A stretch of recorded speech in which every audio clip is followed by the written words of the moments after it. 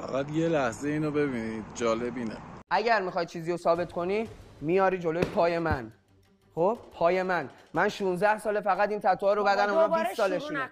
آقا این برنامه عشق و اولی که دیدید که برندش هم مشخص شد، نامزد حالا یا دوست پسر سابق این دختره ترانه لو دادش که علی و زهرا اول حذف میشن، بعد دوباره میان تو برنامه و اولم اتفاقا همین شخص علی میشه و حالا بمانه که بعید هم نیست با توجه به اینکه این آدم خیلی پرحرفیه، ولی این مدت چون زیاد حرف نمیزنه میترسه قراردادش به مشکل بخوره، یه چیزی حالا اسپویل بکنه و اون پوله رو بهش ندن یا به مشکل بخوره سر اون قضیه. اما یه نکته جالبی، این علی قسمت 25 بود یا 26 مثل همیشه داشتش ادعا میکرد و مهرخو بهش گفت بیا بریم پیش بچه‌ها، گفت بچه‌ها رو باید بیاری به پای من و فلان و اینا، من اینجا همه رو به خط میکنم و اینجور صحبت‌ها.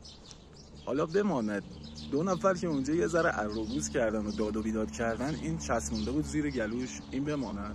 یه صحنه جالبی که گفتم براتون بذارم این بودش که اینا داشتن با هم صحبت میکردن، یه نفر به شوخی گفت محبود اومد، آقا این یهو برگشت عقب و نگاه کرد، بعد رید به خودش. خوبیه بچه‌ها محبود داره میاد. بابا ولش کن نگاه نکن. بچه‌ها محبود داره میاد. بابا ولش کن نگاه نکن. این شاهینه هم که شخصیتیه که با طنازه که میشینه انصافا همتون دیدید، به جز حرف زدن در مورد دیگران انگار هیچ حرف دیگه ای ندارن.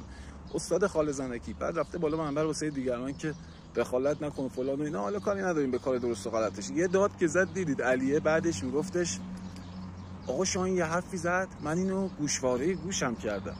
آقایی که همه رو به خط میکرده، تا قبلش همه باید میافتادن به پاش، همه رو ردیف میکردش و واسهشون از کشتیگیر بودن و فلان و اینا، من MMA هم من جنگی هم و فلان و اینا.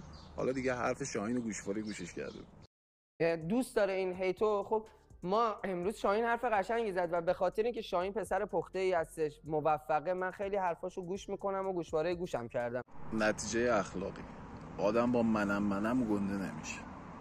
نظر شما چی؟